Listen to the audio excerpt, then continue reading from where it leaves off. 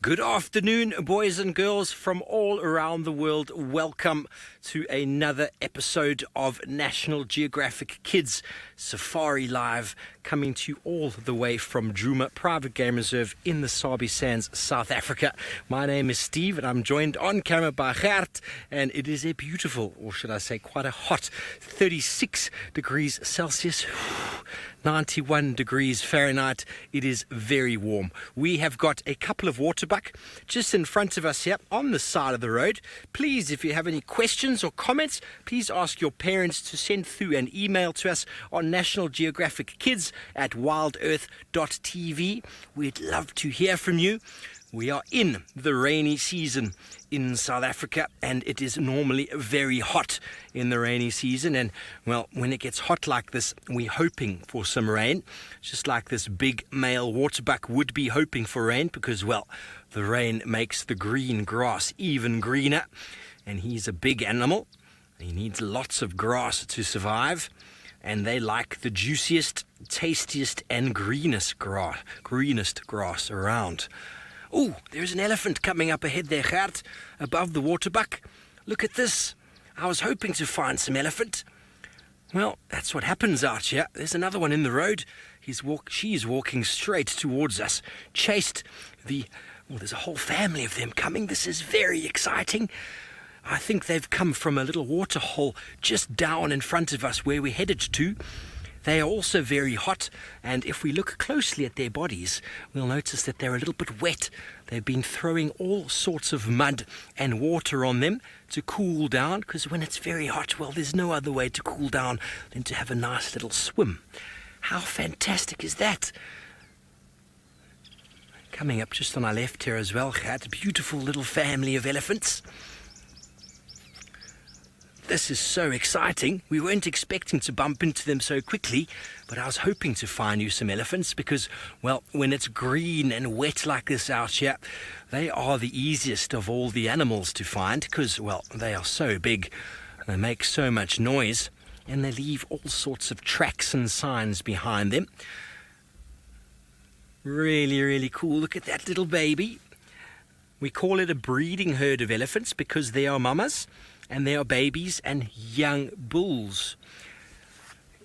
Everybody, yes, what a wonderful opening for all of you out there. If you've never seen an elephant before, well, here they are. And this is coming to you live from South Africa. These are the largest land mammals in the world. And they're only a few meters away from us here in our safari vehicle. And can you see how wet her back is there? She's been picking up water with her trunk and throwing it onto her back to cool down, splashing and splashing as they go. They make lots and lots of mess. And, well, they generally chase every other animal away from the water because when you're as big as an elephant, you do what you want. You saw how that waterbuck ran away. They weren't going to stay in the way of the elephant. Let me just see if I can move forward a bit for you there, Gert, and we can see this female busy having a little bit of a munch. Just roll very slightly forward. You'll be able to see her a little bit better. How's that? There we go. Ellie lover, you love Ellies? Well, I think I love Ellies. They are my second most favorite animal in the African wilderness, and probably my favorite animal to spend time with because, well, they're always busy. If they're not splashing water on themselves, they're playing. If they're not playing, they're eating. If they're not eating, they're doing all sorts of funny antics. Always very fun to spend time with them. But we are not the only ones out in the African wilderness. We have got elephants down here in South Africa. I'm going to be joined by my good friend Sydney shortly. But all the way up 4 countries north in Kenya, my good friend David is in the Masai Mara. Hello, boys and girls of Nat Geo, and a very warm welcome to the Mara Triangle. We are thousands of miles from where you are with Steve and that antelope in South Africa. We're in a different country called Kenya. And how are you all doing? And my name is David, and on camera with me today is Archie. Archie, how are you? And Archie's so happy because he hears, you just had, you saw a big antelope, then you saw an elephant, and now we got zebras for you. Now, remember, we request you what Steve just told you. I just want to remind you, questions as you go back to our zebras before they disappear. Comments, as usual, send them through Nat Geo Kids at wildebeest.tv. All right. Now, those are zebras, and in general, they're always black and white. And they're closely related to the horses. I'm sure all of you know horses. So zebras and the horses are more or less in the same family. I think they're going to that bush you see there, and they might be going either to have a drink. And you see how green it is? Ooh. You see, apart from the zebras, Archie just spotted something else.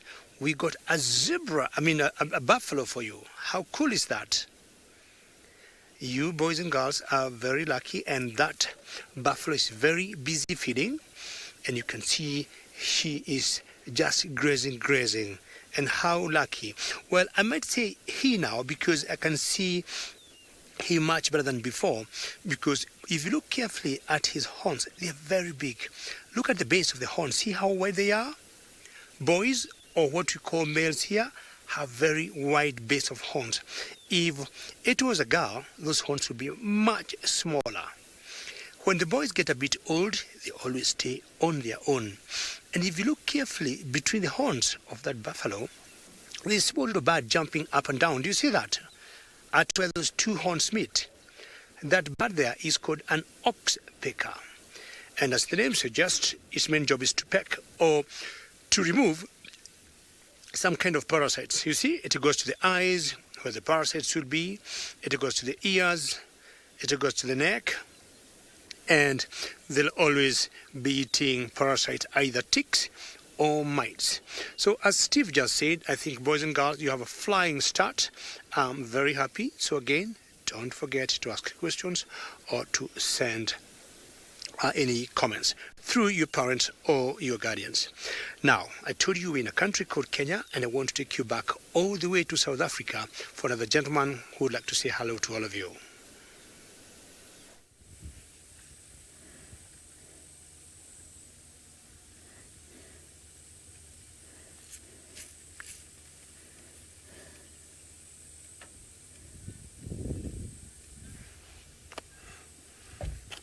You can see that I've got a beautiful group of the impalas. They're just standing under the shade. The sun is very much hot at the moment here where I am. And my name is Sydney, and welcome to the beginning of your drive.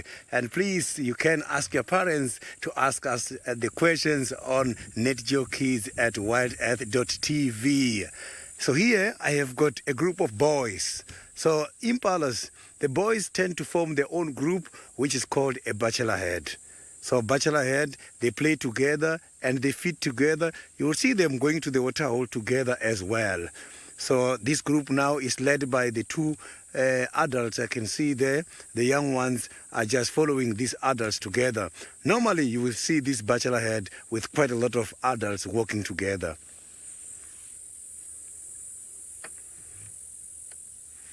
So you can see that these animals, they've got three different colors. Underneath the stomach, you can see the white color. On the side, light brown, and on top is brown. So these colors helps these animals to adapt. When it's too hot, the colors absorbs the heat, whereas the other bright colors are busy reflecting the heat away. And the very same colors helps them to blend with the surrounding.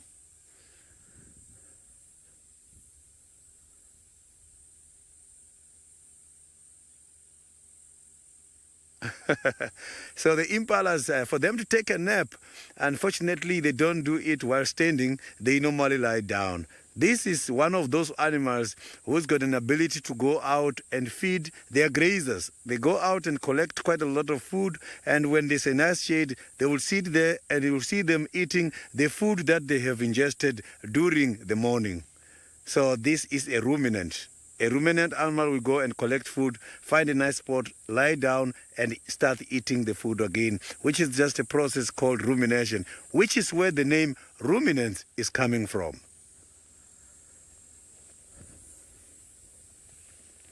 So those horns, impalas are using them in order to defend themselves. They do fight quite a lot, impalas, especially during the May month. We'll see them chasing each other a lot.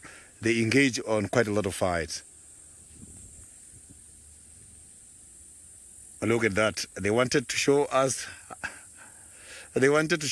how they can do it. So these impalas, unfortunately, when it comes to predators, they are being predated by the animals such as the leopards. And leopards, they just launch a surprise attack. And chances of these impalas to defend themselves, make use of the horns, they are not very easy when it comes to those kind of predators. Yes, they do defend themselves to make use of these horns, but predators are too clever. They always make sure they come much closer. Predators such as the leopards, they will go closer. Normally, they launch an attack at a distance of less than 10 meters. 5 meters, they will jump and catch an animal.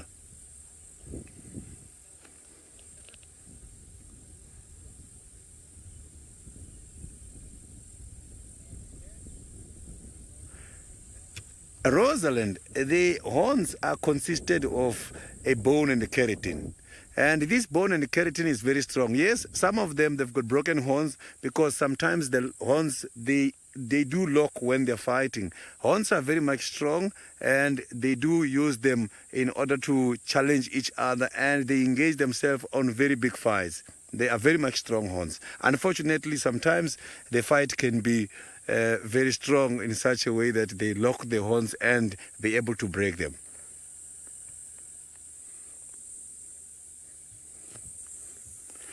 So unfortunately, if they lose their horns, it doesn't grow back again. So you can see that now the impalas are disappearing. So we are going to carry on and see if we can find something very, very interesting for you. But for now, let's cross over to the Masai Mara, where David is also looking for something. Well, boys and girls, let me see if we can see one bird here before I tell you what I wanted to tell you. On that tree there, 12 o'clock, Archie, there's a bird there. Let's see if these kids will be lucky to see it. As I said, these are very lucky kids. And apart from us showing you big animals, we shall also be showing you, stuff like birds and maybe some reptiles if we are lucky. But that particular bird, it's my favorite bird. And the reason why I say it's my favorite bird, it's a small bird, but it has so many colors, especially when you see it in flight, and it is called the lilac-breasted roller. Now, that sounds interesting because it's such a small bird and such a long name, lilac-breasted roller, because of all the colors she got, lilac comes out, It's well defined. It's much brighter than the other colors. But looking at her carefully, she got white, as you can see on the head. She got a bit of blue. She got a bit of green. She got a bit of black. She got a bit of chestnut, the lilac I'm talking about, see? And of course, different shades of blue, not only one blue. Thank you, Archie. And how wonderful is this? She eats beetles, and what she is doing now, she's just preening her feathers. She just wants to make sure every feather stays where it is supposed to be. You see what she's doing? How clever is that? And if there's any one area that she's a bit itchy, she uses her beak to scratch herself. Yes, and a girl in our final control called M saying it's very windy, and you can tell sometimes it blows a lot of wind like this, and then some rainfall will come later. But as it is now, the sky looks very clear. It looks just wonderful and very good, glorious light. So we agreed you're going to be asking us questions. You're going to be sending comments. So I'll be the first one to ask you a question, because I'll tell you, at the moment you look at the light,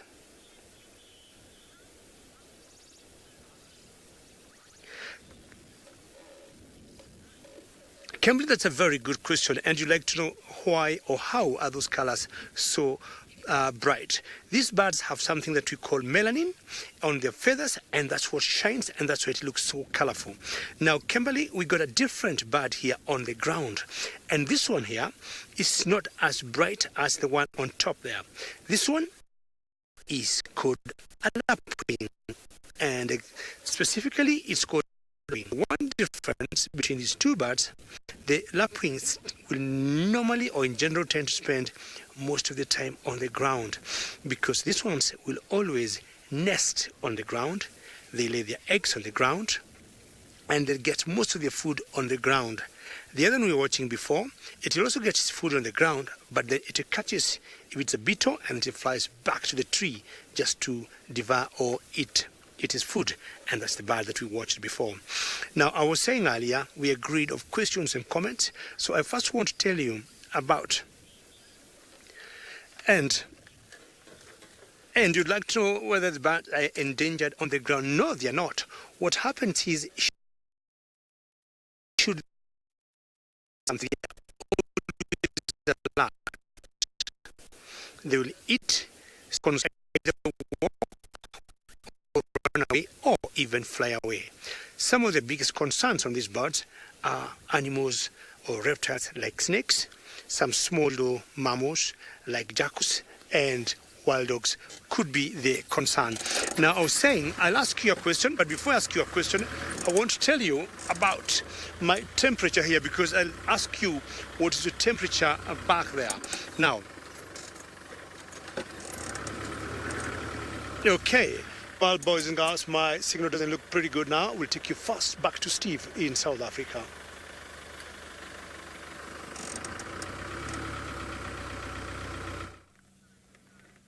Thanks, David.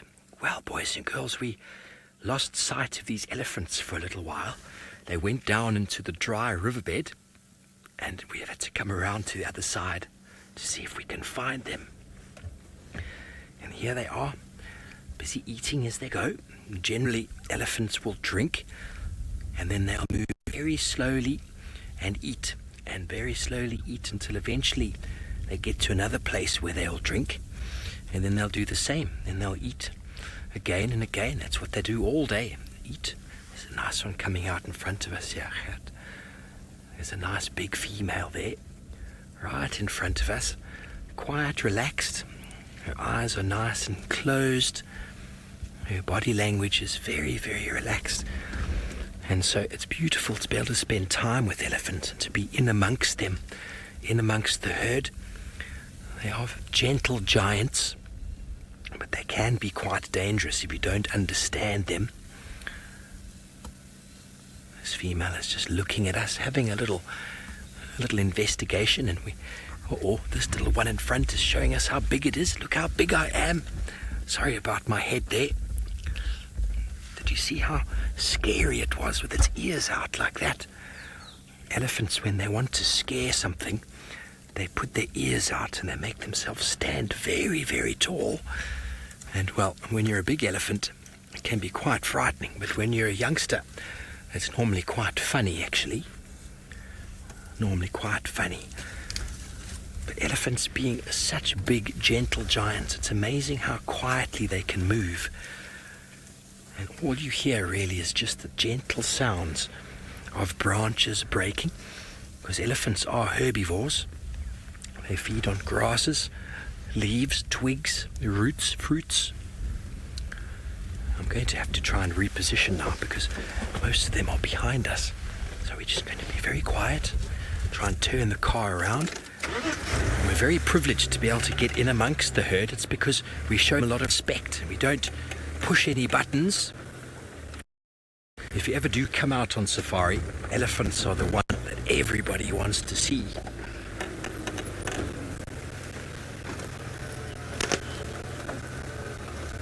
Oh, Kimberly, young elephants are so funny, as you say. I love spending time with them. Many times the youngsters will come and sort of run at your vehicle with their ears out and trumpet, and then Mum will come and say, "Come back here, little boy, staying with the people, leave them alone." Here we go, here's another young sub-adult over here, just on our left-hand side. It's going to move up a little bit to show him to you. Here he is, just on the left. How quietly they move. So we're basically on the side of a dry river. The vegetation and the trees here are normally quite green. because the soil is very deep with water deep down underneath. So this is an area that you often find elephants in, because they like to eat lots of food and they want the juiciest and tastiest food, just like that waterbuck. But the waterbuck feeds on grass. Well, as we lose sight of these elephants, can you believe how they disappear into the thickets? We're going to come down and go into the river itself and see if we can catch up with the rest of the herd, because they're moving sort of parallel with the river here. Are you excited? You're going to jump on board? Let's go ahead here.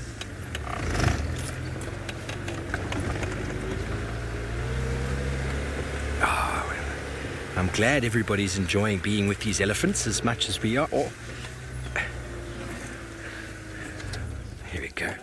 That little youngster didn't really like us very much. Did you see? He showed big ears and now he's running to go catch up with Mum. Well, elephants is only one of the big animals we find out on safari.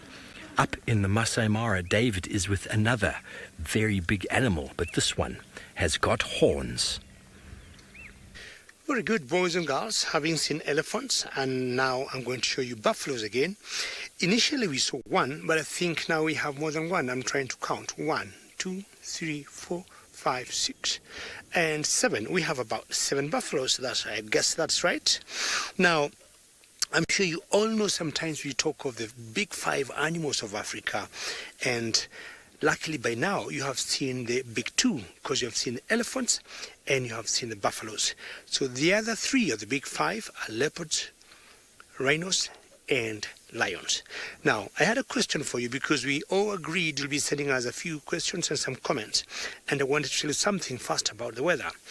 At the moment, we have what we call the short rains, and that's why it looks so green. You'll see how beautiful it is where all those boys are eating.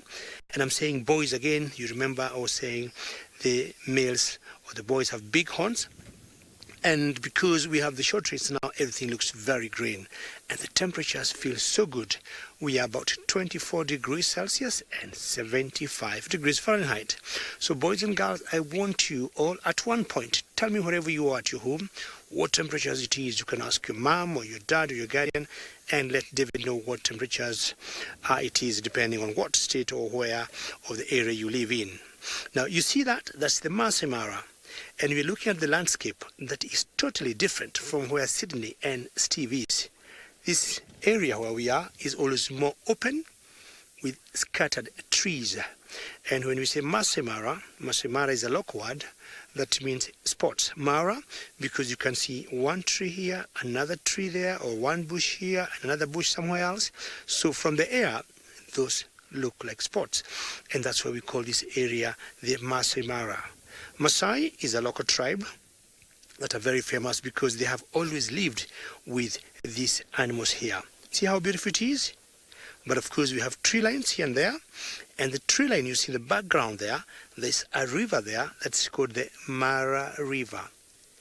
When we have animals that we call wildebeest, I'm sure you have heard of wildebeest, and like the zebras we were showing you before, they do something that we call migration. And migration is when they walk from one area to another and they cover thousands of miles.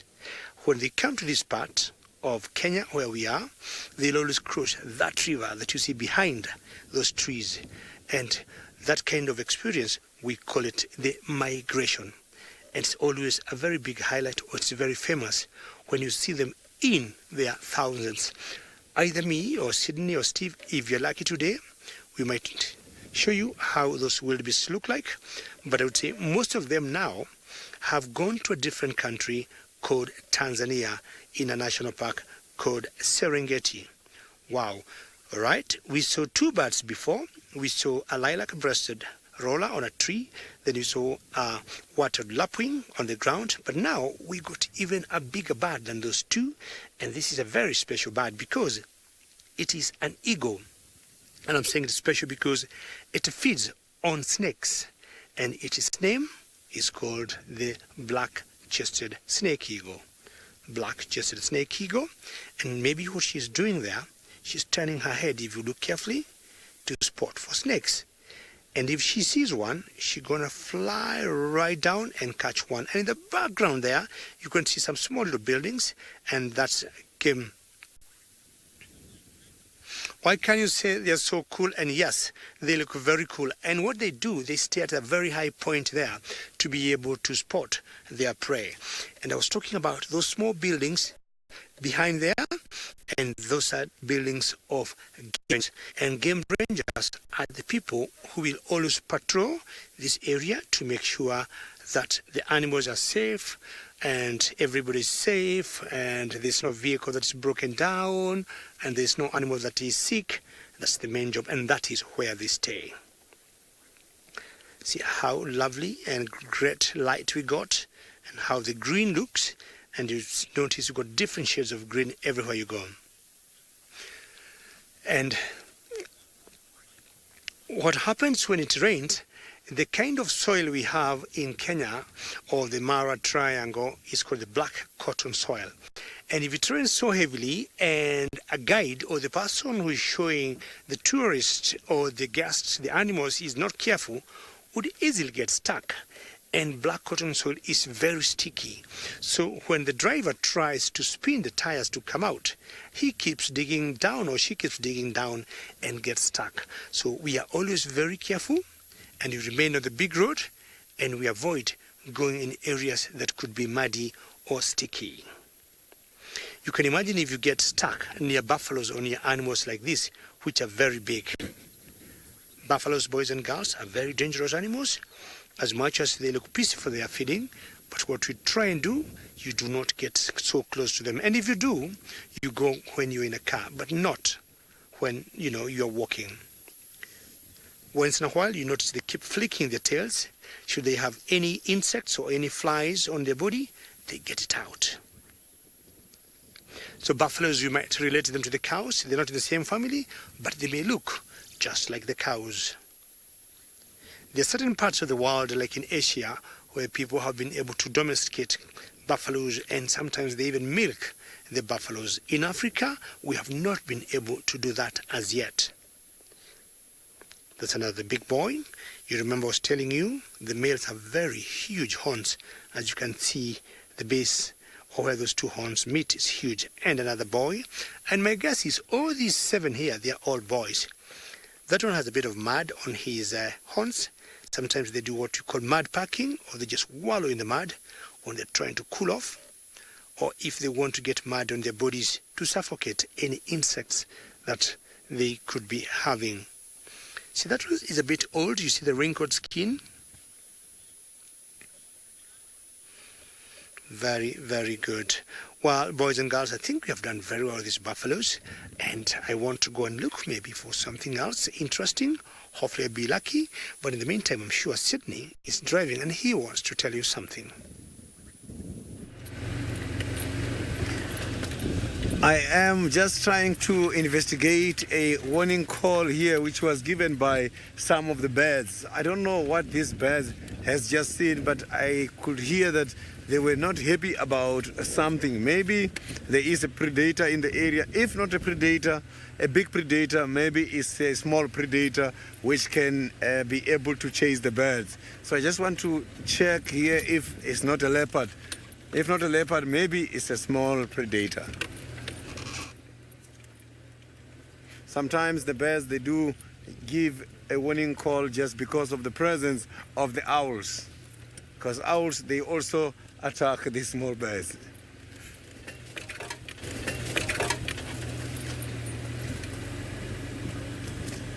So all the noises were coming from this area, but I'm not seeing anything. So it means it was something small.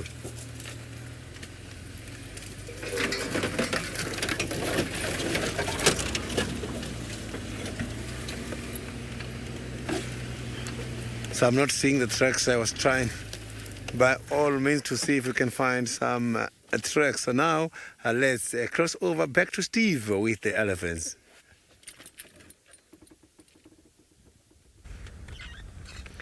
Yes, well, thank you. Welcome back, boys and girls. We've driven up the river a little bit, and we've come to park just next to a little bit of a muddy pool, because, well, I know elephants love muddy pools.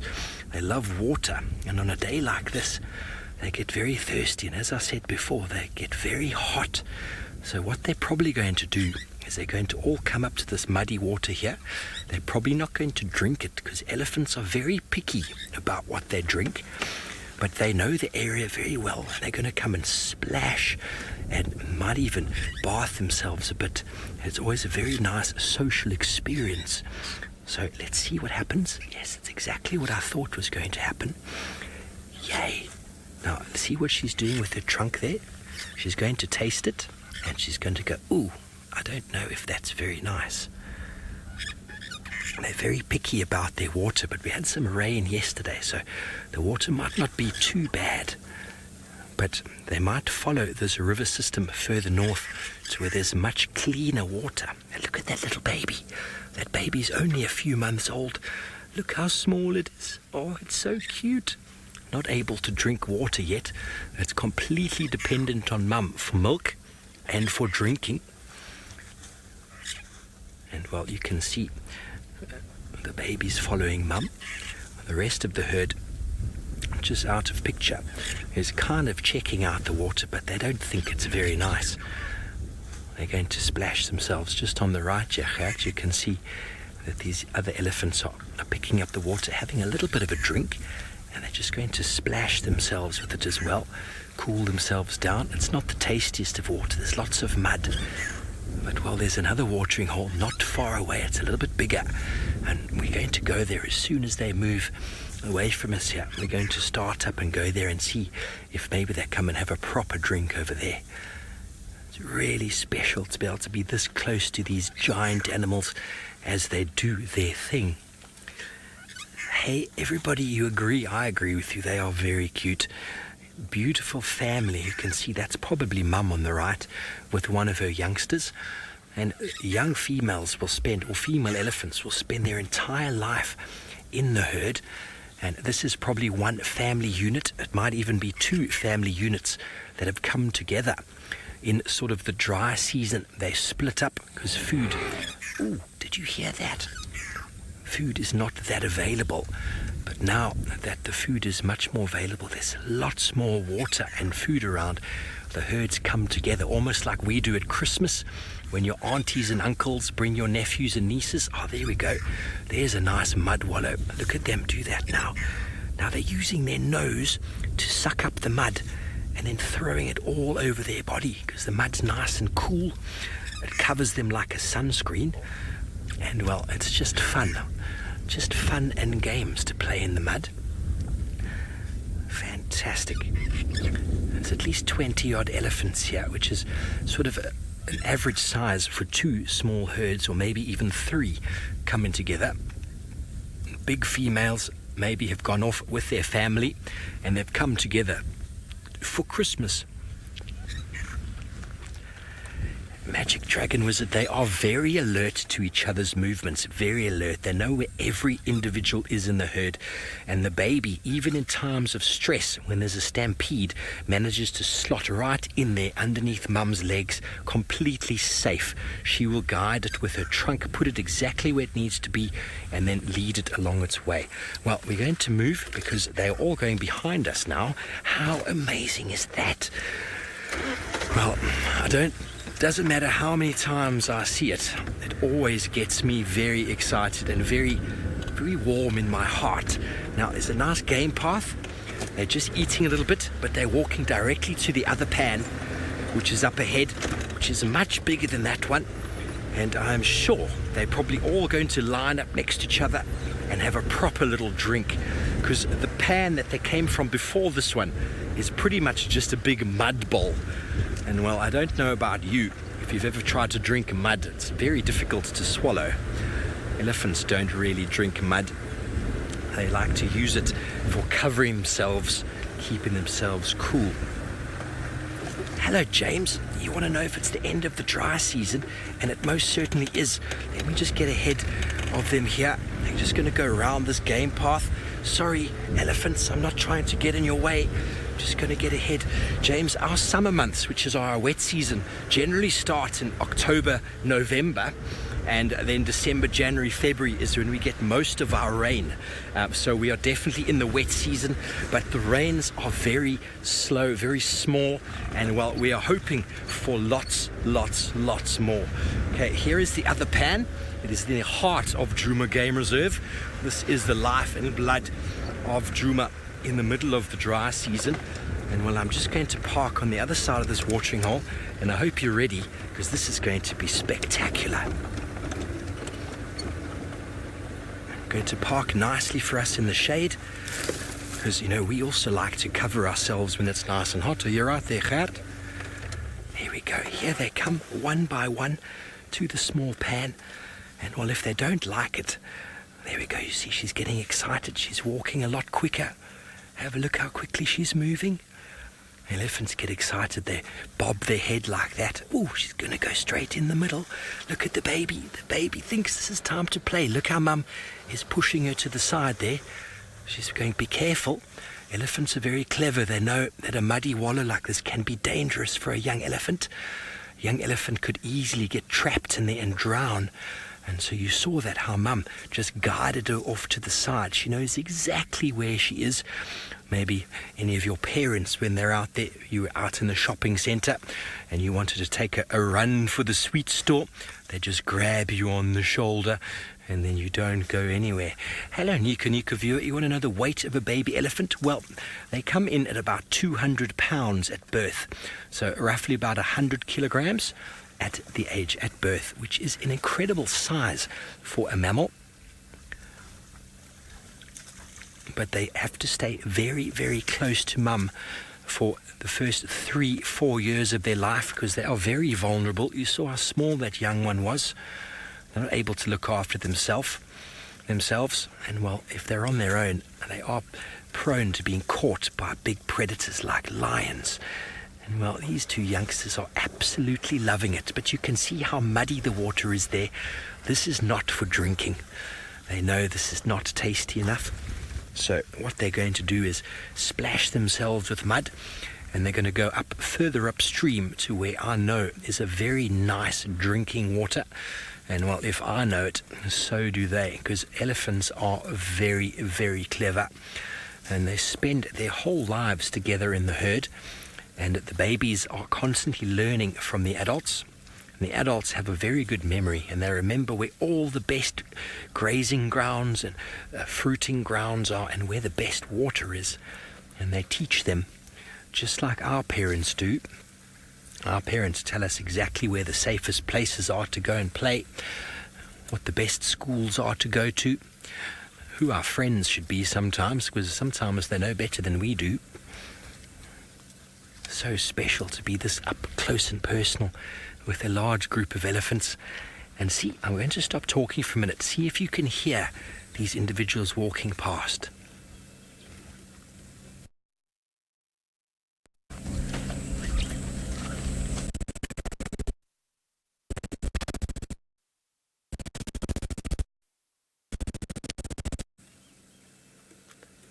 Those were a couple of young bulls. Do you see how they were giving us the evil eye?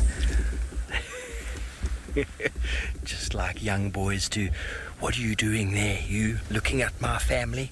They stood all up tall, big ears. Well, we're going to keep following them, because I'm pretty sure they're going to go to the other pan that's up there where the water is sweet, crystal clear. Are you ready? Are you excited? I'm very excited. And slowly as they go, you see how they keep wetting themselves as they go along because of the warm sun.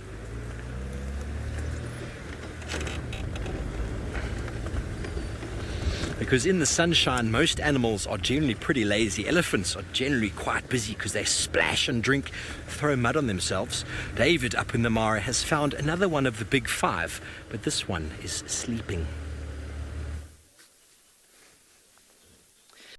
Yes, it's very true. When it gets warm, the animals tend to slow down. And boys and girls, I told you this could be your lucky day, because I have been able to find a cat for you.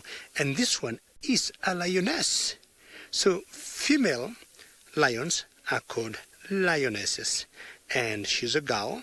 And you can see how she is breathing, what sometimes you could say panting, because it's just a bit warm. But I think if I look at her carefully, she is either pregnant or she has eaten so much meat. And you can see how big her belly is. Now, notice how she blends in very well with the rock behind and the grass, and that's exactly what lions will do. They'll always choose a place where they can hide comfortably, so that if other animals, for example, prey animals, come for a drink, they can easily catch them. From a distance, we couldn't even see or notice it's the lioness until she put her head up. And we're like, why? 1 minute. That looks like a cat lying there. Then we came close. We saw it is a lioness. She saw us and she went right back to bed. In general, lions sleep a lot. And it's not only the boys, even the girls would sleep a lot. Of all the cats I know, it's the lions that sleep the most, more than leopards and more than cheetahs. You can see the whiskers she got below her nose. Sometimes we say all the lionesses or all the lions have different whiskers on their nose.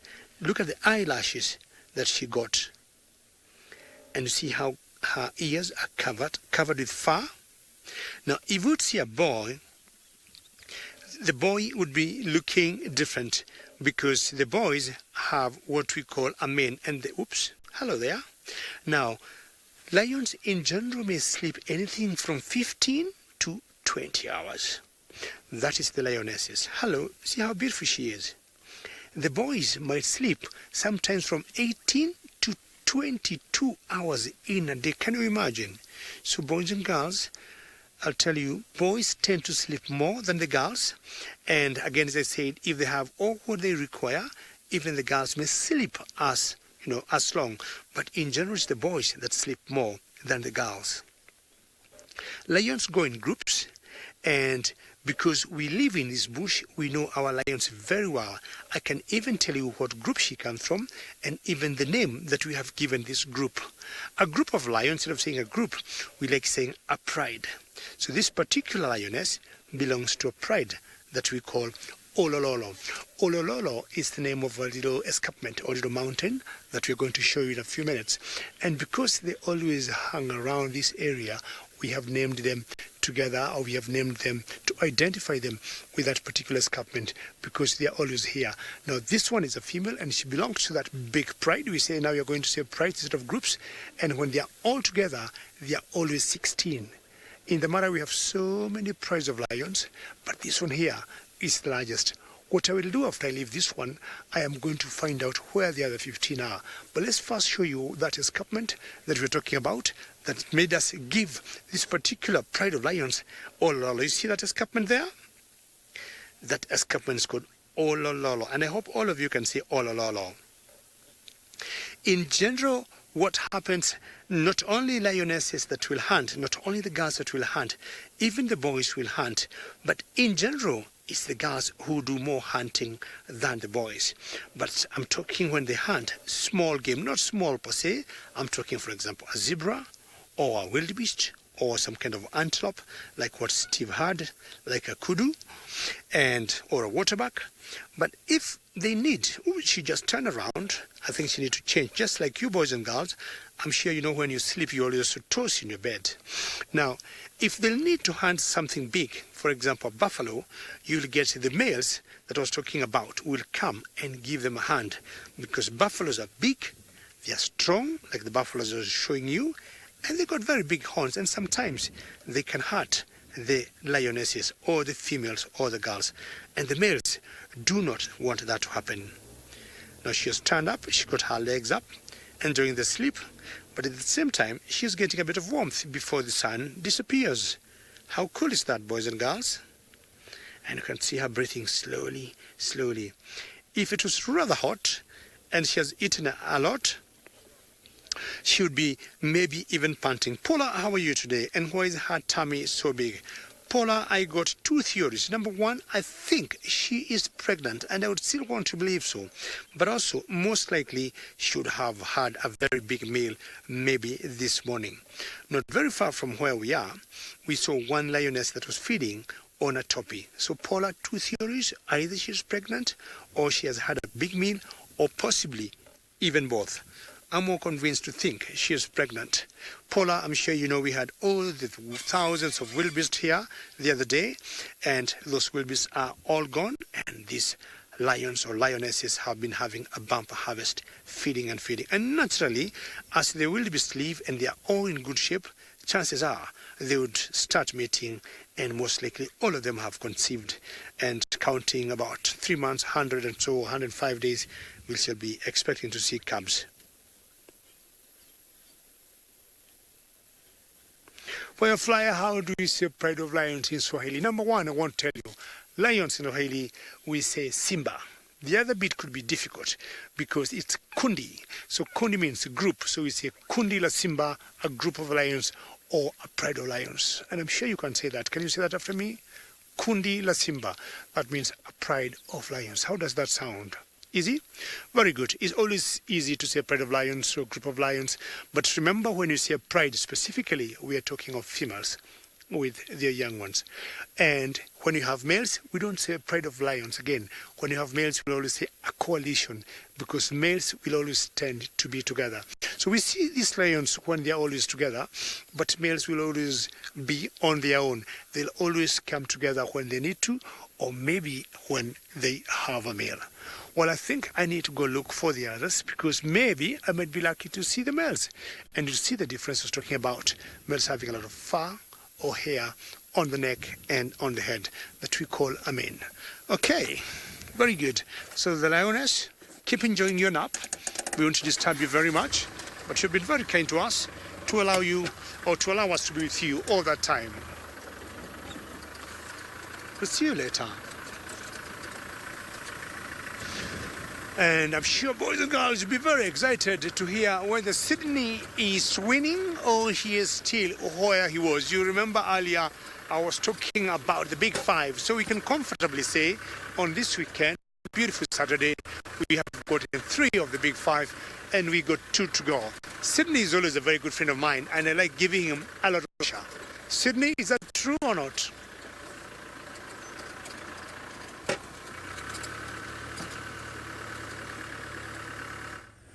So you can see I have got some droppings on the side there, and there is also some markings right at the back. For you to see this nicely, I think I must have to get there so that I can nicely show you what's happening. If you can check here, I have got this very big dropping. This is coming from the rhino. And we've got 2 types of rhinos occurring here in South Africa. The other one is called a black rhino, another one is called a white rhino. Even if you don't see the animal, from the droppings, you can tell which one was here. So this is what you must consider. If you look here, these droppings, if I open them, you will see that there is just quite a lot of grasses. A white rhino eat grass. Black rhino eat leaves. It means inside the droppings of the black rhino, you will see the leaves, the twigs, which is not finally digested. But here, by the white rhino, all you are going to see is just grass. These droppings, they are not here just for the decoration. And these markings, they are also not here for decoration. These animals, this is what they do. The male, he comes here to this spot most of the time, and he's going to defecate and do this. He's going to defecate and kick his droppings like this, make use of his back legs in order to demarcate the area. In other words, this is a demarcation point. We are entering someone's territory. So we are entering someone's territory now. We might be lucky and see some of the interesting animals inside, but the territory here, this is belonging to a rhino. Unfortunately, the rhinos do share their territories with some other animals.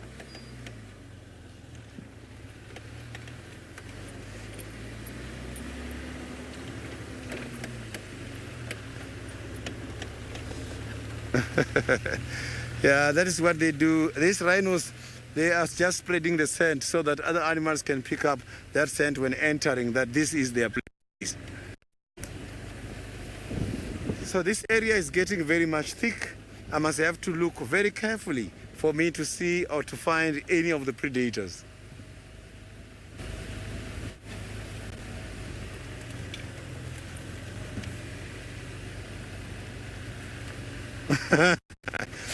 Paula, yeah, indeed, we need very big dung beetles in order to deal with this rhino droppings. So the dung beetles, they are very much strong insects. They can push something which is over 1,000 times bigger than their body weight. You can see they are powerful insects. So when considering the number of times the size they can push, you can see that it's not just a strong insect, it's the strongest animal in the animal kingdom.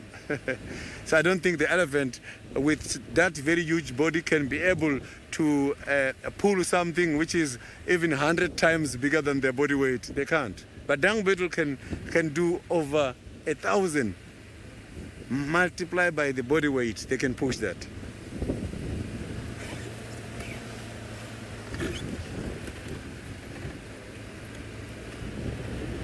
So now let's quickly cross over to Steve, who is having the elephants.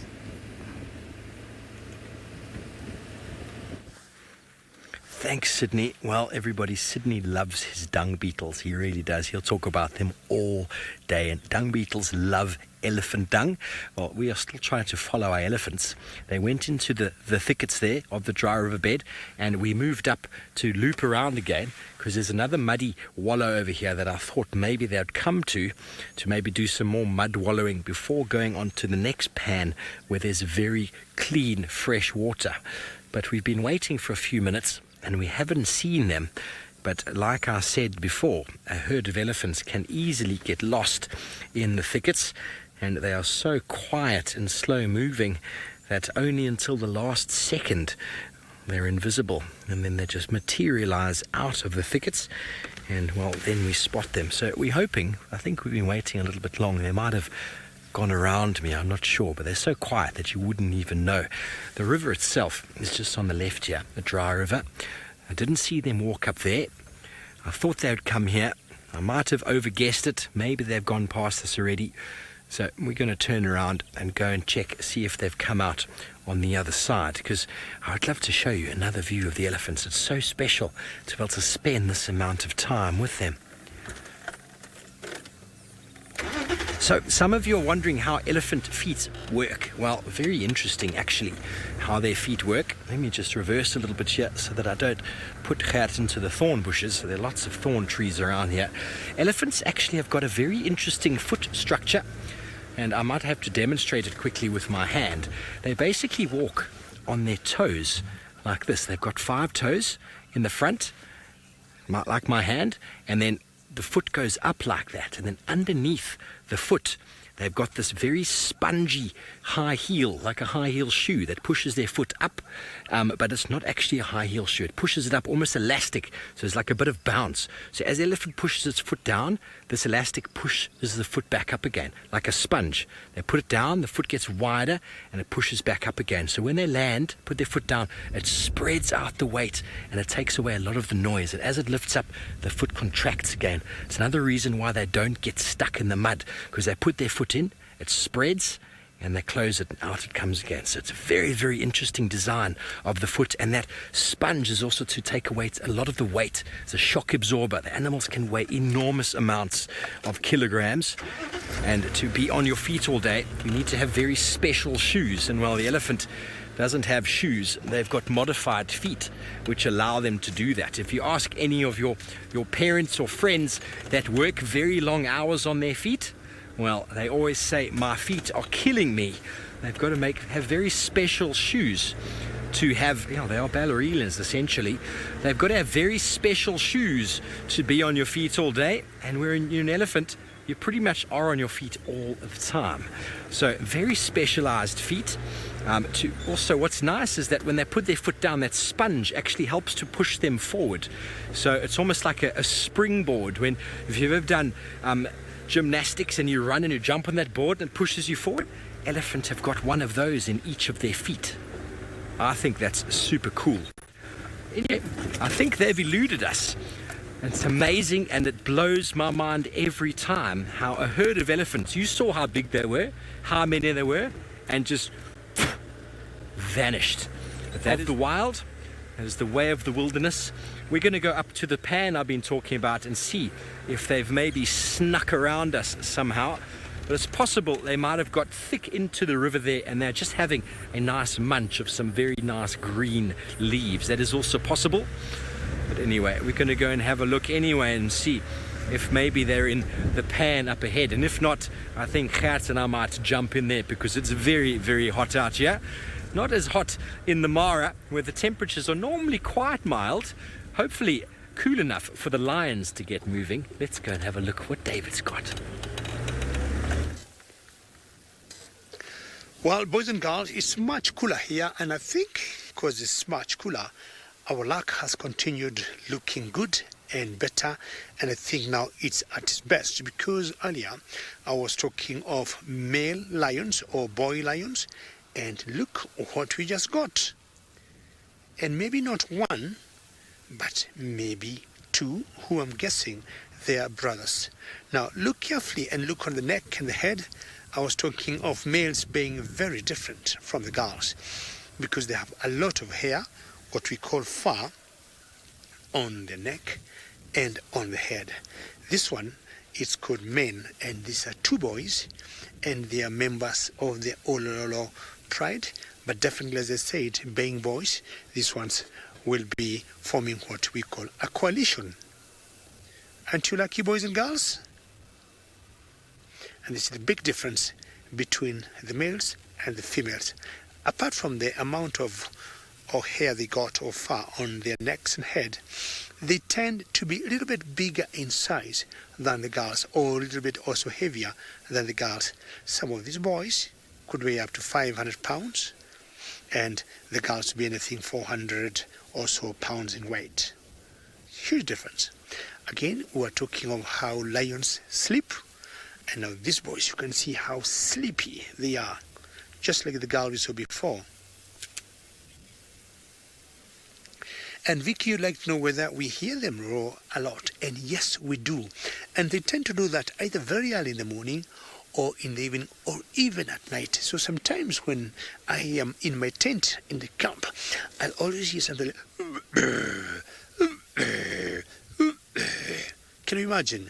And I'll always know that is a lion. And Vicky, also to let you know, the lions or the boys, they tend to roar more than the females. And they have a bigger or much louder voice than the girls.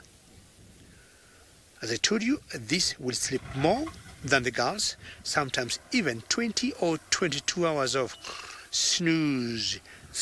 And I guess they are dreaming. The only thing I might ask you to tell me, what do you think they could be dreaming about? Thinking about or dreaming about dinner?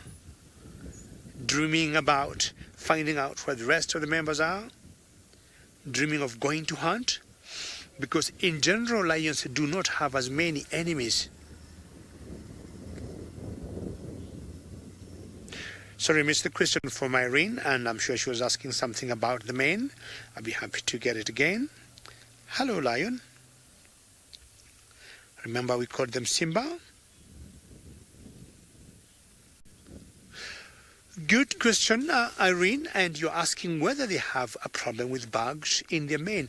Well, it's very possible. Look at that mane. See how thick it is.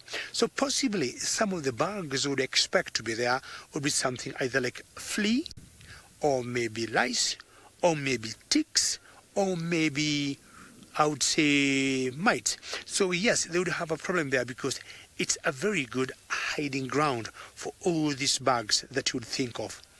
And definitely having such long mane is not an advantage to them.